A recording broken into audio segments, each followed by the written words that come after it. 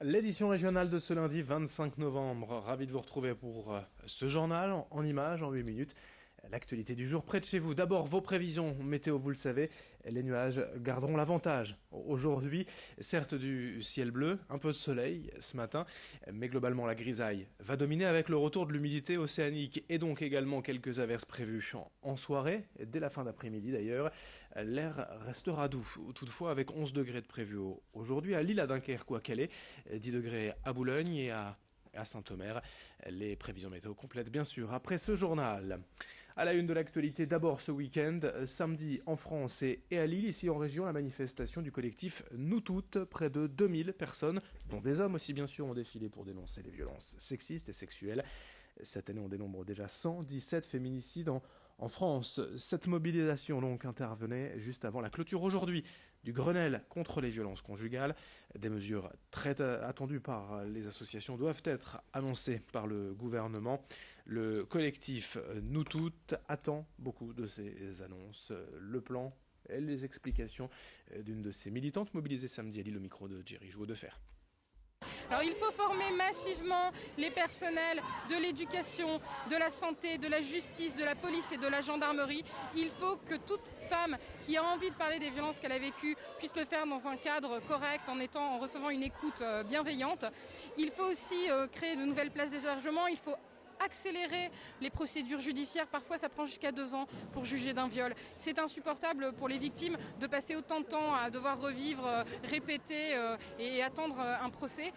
Il faut savoir que sur une plainte pour viol sur 10, seulement il y a une condamnation. Donc 9 fois sur 10, la personne accusée s'en tire parce que la justice met tellement de temps et parce que c'est très difficile pour les femmes de prouver qu'elles ont été victimes. Dans l'actualité également, en ce début de semaine, aujourd'hui et demain, attention à cet épisode de grève à la SNCF. C'est surtout la ligne à grande vitesse entre Paris et Lille qui concernait. Un TGV sur 2 seulement prévu aujourd'hui et demain entre la capitale et la région. Ça va un peu mieux dans l'autre sens, de Lille pour rejoindre Paris, 8 TGV sur 10. Pas de souci pour les TER ou même les TGV en région. C'est vraiment cette ligne à grande vitesse entre Lille et Paris qui est concernée, je vous le rappelle. Un TGV est sur 2 aujourd'hui et demain entre Paris et Lille. 8 trains sur 10 entre Lille et Paris. Dans ce journal est également la cérémonie d'hommage de la préfecture du Nord vendredi à des héros du quotidien, des policiers, des pompiers, des sauveteurs s'étant distingués lors d'un acte de bravoure. Rémi Desromeaux a rencontré 2 policiers honorés. C'est le grand angle de la rédaction.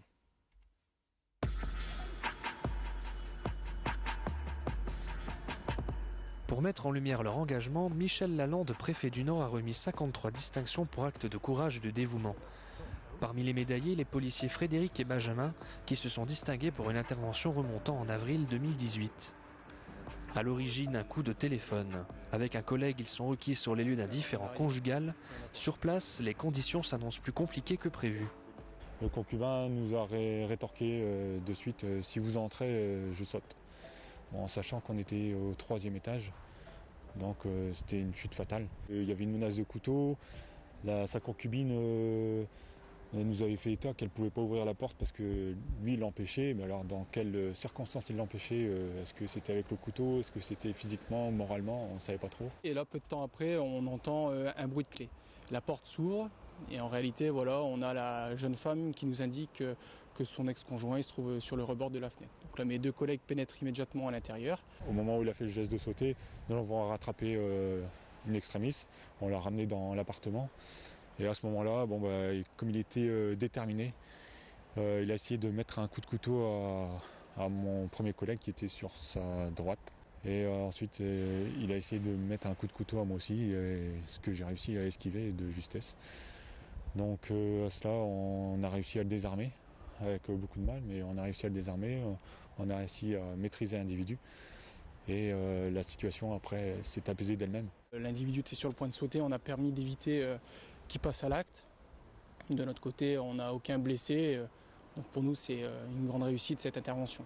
Vous recevez une récompense, un titre de bravoure dans l'exercice de vos fonctions et même vous personnellement, comment vous le ressentez? Pour moi c'est une réussite, c'est une réussite dans l'intervention, on a fait 100% de réussite.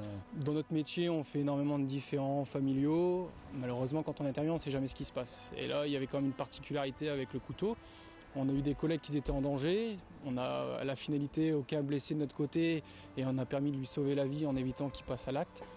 Donc effectivement c'est une fierté de recevoir cette décoration. Cette semaine et jusqu'à vendredi, vous n'y échapperez pas, le retour du Black Friday, cette opération commerciale avec des réductions dans les magasins.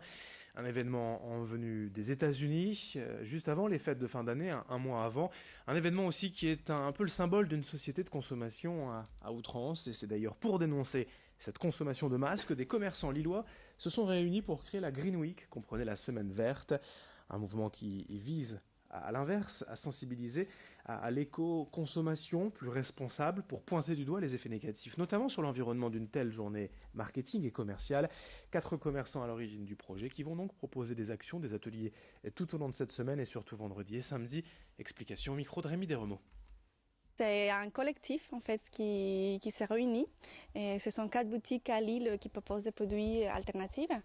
Et en fait, on s'est réunis pour être en contre du Black Friday parce que c'est contre notre valeur, ça pousse à la surconsommation et je pense qu'il faut sensibiliser les gens à consommer responsable. On veut montrer aux gens qu'il y a des moyens d'acheter mieux, d'acheter moins et mieux et des produits durables, que ce soit des produits locaux ou des produits qui sont conçus avec peut-être une meilleure éthique et à leur faire montrer justement qu'il y a des alternatives toute l'année à Lille et ailleurs.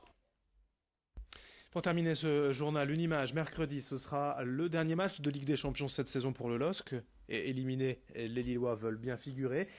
Il y a également, pour en profiter jusqu'au bout, le trophée de la Coupe d'Europe en ce moment à Lille, samedi chez un concessionnaire automobile.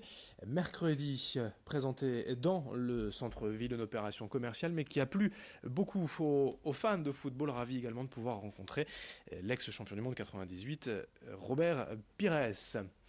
Fin de cette édition, à suivre dans un instant vos prévisions météo. Merci de votre fidélité.